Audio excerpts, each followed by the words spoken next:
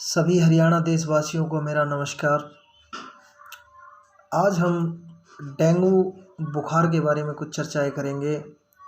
उसके लक्षण क्या है, वो फैलता कैसे है, उससे हम सावधानियां कैसे बरतें, घरेलू उपचार हम किस प्रकार से कर सकते हैं।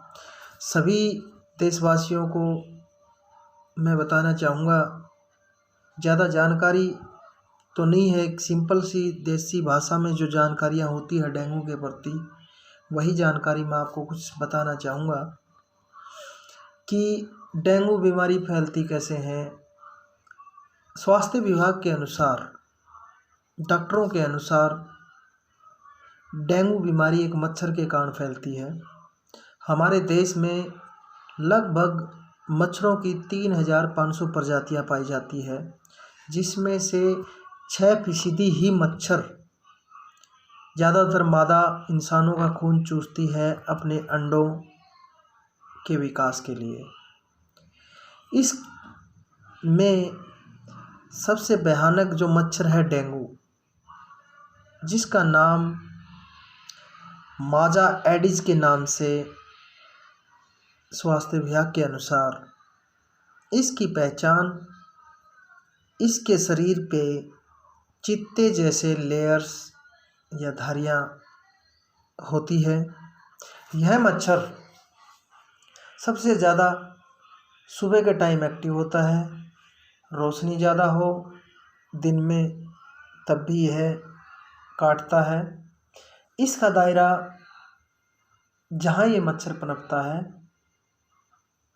वहाँ से 100 मीटर के दायरे में ये रहता है और लगभग 1 से 2 फुट की ऊंचाई तक उड़ता है और काटता है। कहने का मतलब सिंपल सी भाषा में कि हमारे घुटने तक ये मच्छर हमें काट सकता है। यह फैलता कैसे है, यह पनपता कहाँ पे है? सिंपल सी भाषा में, बिल्कुल साफ पानी में यह मच्छर पनपता है। कूलर में या किसी डब्बे में पानी इकट्ठा हो या पानी की टंकियों में। डेंगू बुखार का सबसे फैलने का कारण यह मच्छर है। यह मच्छर जुलाई महीने से लेकर अक्टूबर महीने तक सबसे ज़्यादा फैलता है, क्योंकि यह मौसम बरसात का मौसम होता है। इसमें यह ज़्यादा एक्टिव और ज़्यादा प्रभावशाली अपना प्रभाव छोड़ता है। डेंगू मच्छर काटने के बाद हमें 3 से 5 दिन के बाद पता चलता है कि हमें डेंगू बुखार है। डेंगू बुखार के लक्षण: शरीर में दर्द होना, आँखों के पिछले हिस्सों में दर्द होना, जोड़ों में दर्द होना, हड्डियों में दर्द होना, मांसपेशियों में दर्द होना, सर दर्द, तेज बुखार होना, पूरे शरीर में ठंड लगना, थकान महसूस होना, भूख न लगना, उल्टी व जी मचलाना, त्वचा पे चटके या लाल निशान होना। यह सबसे अहम कारण है इसके। लेकिन इससे हमें बचना कैसे है?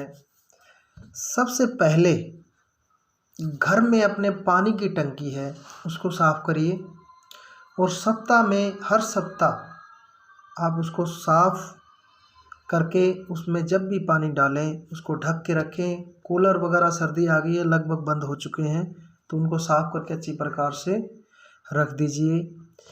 जहाँ बर्तन धोते हैं और अपने आसपास पानी इकट्ठा ना होने दें।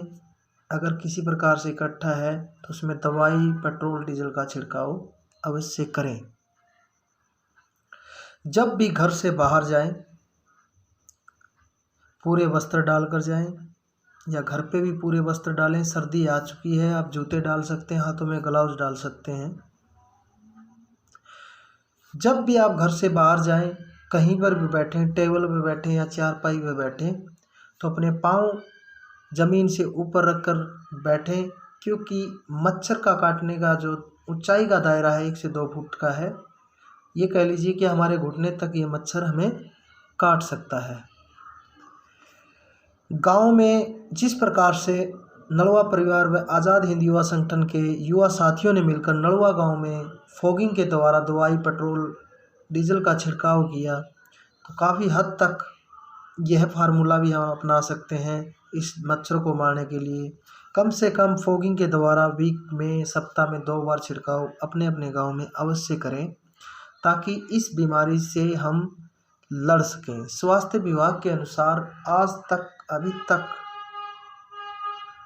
इसका इलाज संभव नहीं हो पाया है, कुछ हद तक संभव नहीं हो पाया है।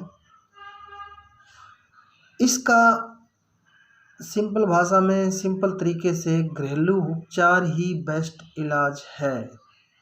इसमें नंबर 1 बकरी का दूध सबसे उत्तम माना गया है। नंबर 2 फलों में आप कीवी का इस्तेमाल कर सकते हैं। मरीज को पपीते का रस या जूस निकाल कर पिला सकते हैं। गिलोय बेल को आप उबाल कर मरीज को पिला सकते हैं। तुलसी के पत्ते व काली मिर्च डालकर उसका पानी उबाल कर पीने से भी काफ़ी फायदेमंद है। नारियल का पानी खूब पिए भाई, नारियल का पानी खूब पिए, ताकि हमारे शरीर में जो तरल पदार्थ की कमी हो पूरी हो सके। दूसरा, नीम के पत्ते उबाल कर भी आप पी सकते हैं डॉक्टर की सलाह से। जिसको डेंगू है वो डॉक्टर की सलाह से नीम के पत्तों से हमारे प्लेटलेट व सफ़ेद रक्त कणिकाएँ बढ़ती है। हल्के बुखार को आप नज़रअंदाज ना करें, तुरंत डॉक्टर के पास जाएं। सबसे बड़ी प्रॉब्लम हमारे सामने बड़ों के साथ साथ बच्चों की है। बच्चों को लेके हमें पूरा ख्याल रखना पड़ेगा। उनको ज़्यादा से ज़्यादा तरल पदार्थ पिलाएं, सूप, ORS का घोल, फल, उबली हुई सब्जियां, नींबू का पानी आप उनको ज़्यादा से ज़्यादा पिलाने की कोशिश करें प्यार से। जो माँ का दूध बच्चा पीता है वो सुनिश्चित करें कि माँ का दूध आप उन्हें से हमेशा पिलाते रहें। मैं सभी मेरे गांव के गणमान्य व्यक्तियों और युवा साथियों से विनम्र प्रार्थना करूंगा कि मिलकर इस बीमारी का निवारण करें। सभी साथ सुझाव देते रहें और टाइम पे जिस प्रकार से युवा साथियों ने मिलकर फॉगिंग या छिड़काव किया है वो समय समय पर करते रहें। भविष्य में और आसपास के गांव व हरियाणा देशवासियों को भी मैं कहना चाहूँगा कि अपने अपने गांव में ज़्यादा से ज़्यादा इस बीमारी को लेकर जागरूक करें और सावधानियां बरतने के लिए कहें। सभी मिलकर ही हम जिस प्रकार से कोरोना महामारी से हम लड़ रहे हैं और उससे निजात पा रहे हैं, उसी प्रकार इस बीमारी से भी हम जल्द ही निजात पा लेंगे। सावधानियां ही बचाव हमें बचा सकती है। सभी देशवासियों, सभी हरियाणा वासियों को मेरा नमस्कार। मैं आपका भाई सुरेश नलवा।